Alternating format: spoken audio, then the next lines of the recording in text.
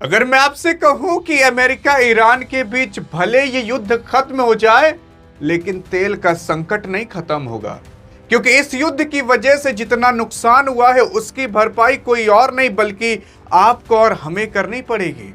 तेल का दाम ज्यादा चुकाकर, गैस ना मिलने के कारण, और जो गैस मिले वो भी महंगे में मिलने के कारण, इसका संकट आपको और हमें ही झेलना पड़ेगा। लेकिन अभी आप चौंक जाओगे कि अगर आज के आज इस युद्ध को रोक दिया जाए ना, तो जानते हो कब तक आपको यह संकट को भोगना पड़ेगा? अभी आप खुद चौंक जाओगे।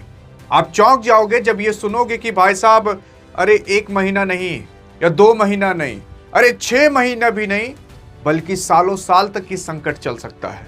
लेकिन ऐसा क्या हो चुका था यार इस युद्ध के अंदर जो आपको और हमें नहीं पता, लेकिन इसका भुगतान आपको और हमें भुगतना पड़ेगा। हाँ यार, अगर आप देखने की कोशिश करोगे तो इस युद्ध के अंदर चाहे शेयर मार्केट हो, चाहे कमोडिटी मार्केट हो, चाहे गोल्ड सिल्वर हो, सब प्रभावित हुए थे। कोई समझ ही नहीं पा रहा था क्यों ऊपर क्यों नीचे, क्या हो रहा है क्या नहीं, हॉर्मुज पर क्या हो रहा है। यहां तक हॉर्मुज पर सारे के सारे जहाज रोक दिए जा चुके थे। 20% का पूरे दुनिया का ऑयल सप्लाई ठप पड़ चुका था, और उन्हीं सब के कारण आज इतनी बड़ी संकट आ चुका है। लेकिन मान लेते हैं कि अगर आज के आज हॉर्मुज खोल दिया जाए, मान लेते हैं आज के आज युद्ध खत्म कर दिया जाए, और मान लेते हैं आज के आज पहले की तरह सब कुछ हो जाए, तब भी यार भुगतना पड़ेगा। लेकिन जब युद्ध होता है तो उसके बाद क्या होता है क्या नहीं, इस वजह से तेल और गैस महंगे हो जाते हैं। ये सब अभी जब आप सुनोगे ना तो आप खुद हैरान हो जाओगे। यार देखने की कोशिश करोगे तो इस युद्ध के अंदर हॉर्मुज बंद हुआ। अब मान लेते हैं कि कल को हॉर्मुज खुल जाए और कुछ भी ना हो, सब शांत हो जाए, लेकिन तब भी यहां से जो नाव गुजरने वाली होगी ना, उसके इंश्योरेंस का प्रीमियम काफी ज्यादा हाई होगा, और जिसकी वजह से उसको इंश्योरेंस ज्यादा भरना पड़ेगा।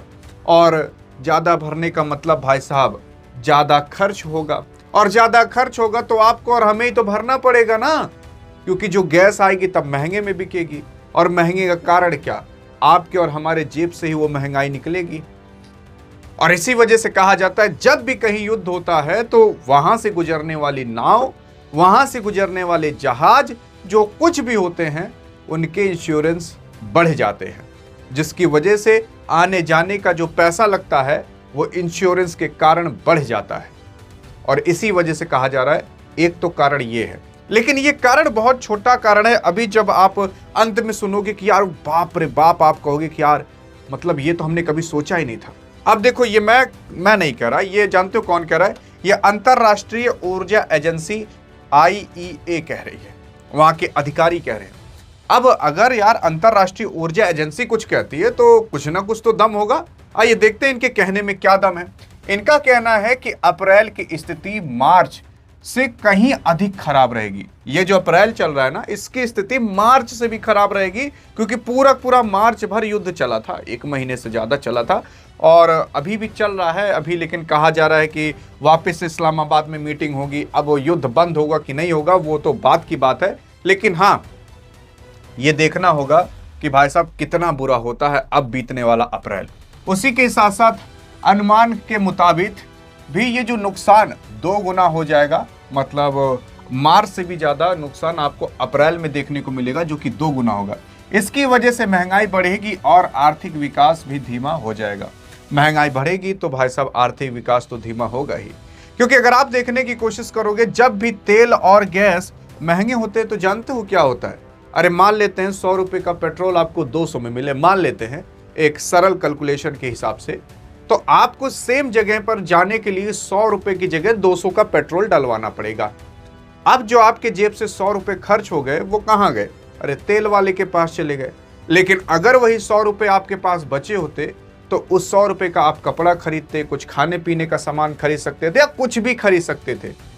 तो वो जो पैसा केवल तेल के ऊपर खर्च हो गया, वही सेम पैसा कहीं और भी खर्च हो सकता था, और अगर कहीं खर्च होता तो दूसरे भी कंपनी का प्रॉफिट होता, अन्य कंपनियों का भी प्रॉफिट होता, लेकिन अब वो नहीं हो पा रहा।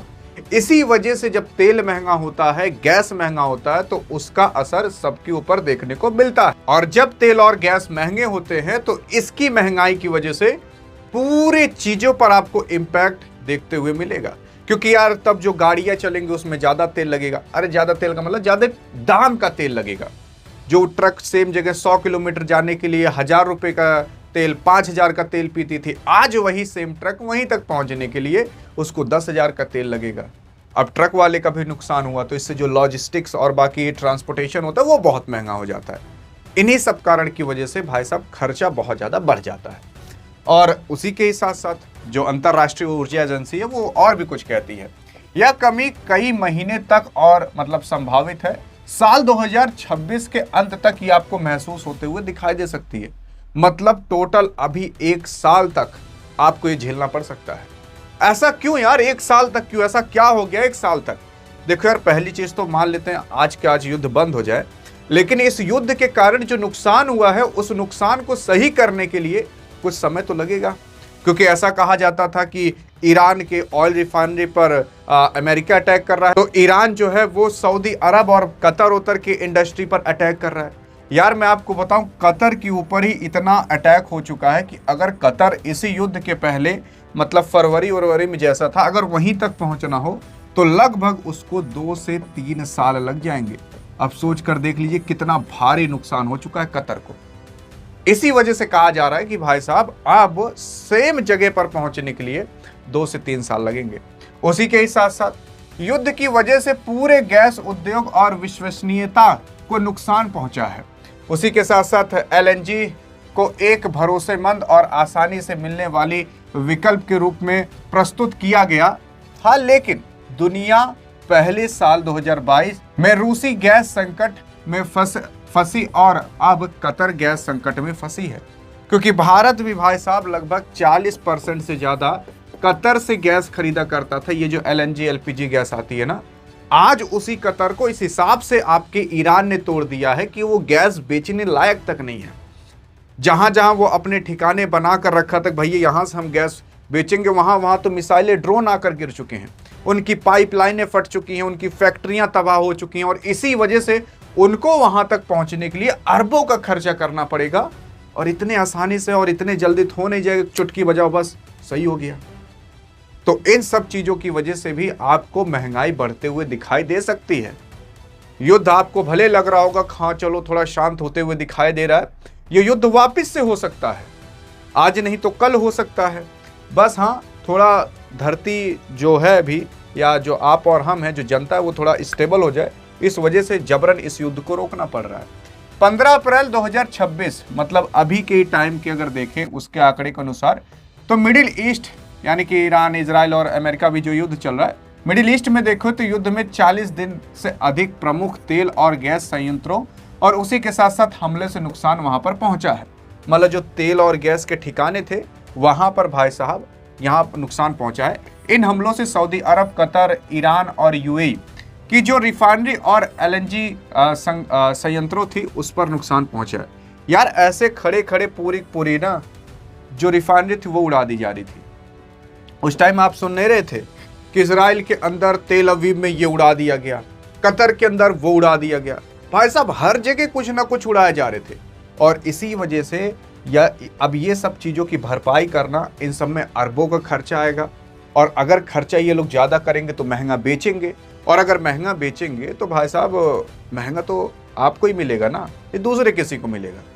उसी के ही साथ साथ जब ये लोग पूरी भरपाई नहीं कर पाएंगे तो सिंपल सी बात है, डिमांड बढ़ेगी और सप्लाई कम रहेगी। तो जब सप्लाई कम रहेगी, जब वहाँ से आएगा कम, तो लोग भाई साहब ब्लैक में बेचेंगे, महंगा करके बेचेंगे, और महंगा करके बेचेंगे तो किसे खरीदना पड़ेगा? आपको और हमें खरीदना पड़ेगा। आप खुद देखो यार, यहाँ पर लगभग 6.7 मिलियन बैरल तेल का मतलब हर दिन का नुकसान हो रहा है। मतलब आप ऐसा मान सकते हो 60 से 70 लाख बैरल तेल। उसी के साथ साथ अगर बात करें सऊदी अरब की, तो वो प्रतिदिन 60 से 70 लाख बैरल तेल का मतलब एक्सपोर्ट करता था। उसी के साथ साथ यूएई जो था वो 27 लाख बैरल का एक्सपोर्ट करता था 2024 के डाटा के अनुसार। ओमान जो था वो 10 लाख बैरल प्रतिदिन 2026 के डाटा के अनुसार। लेकिन इन सब का डिस्टर्ब हो चुका है, और केवल यही 3-4 देश मिला लें, उन्हीं 3-4 देशों का लगभग 60 से 70 लाख बैरल तेल ठप हो चुका था उस युद्ध के दौरान। तो इनसे इन सभी देशों को नुकसान हुआ। और ये सब देश किससे चलते थे? खाड़ी वाले देश यार, इसी तेल गैस की कमाई से चलते थे।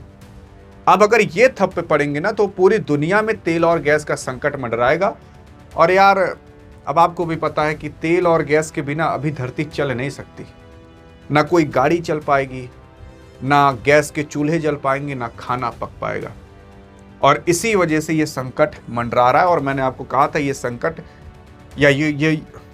या फिर ये युद्ध अभी खत्म हो जाए, लेकिन इसका संकट आपको 2026 तक झेलना पड़ेगा, वो भी अंत तक।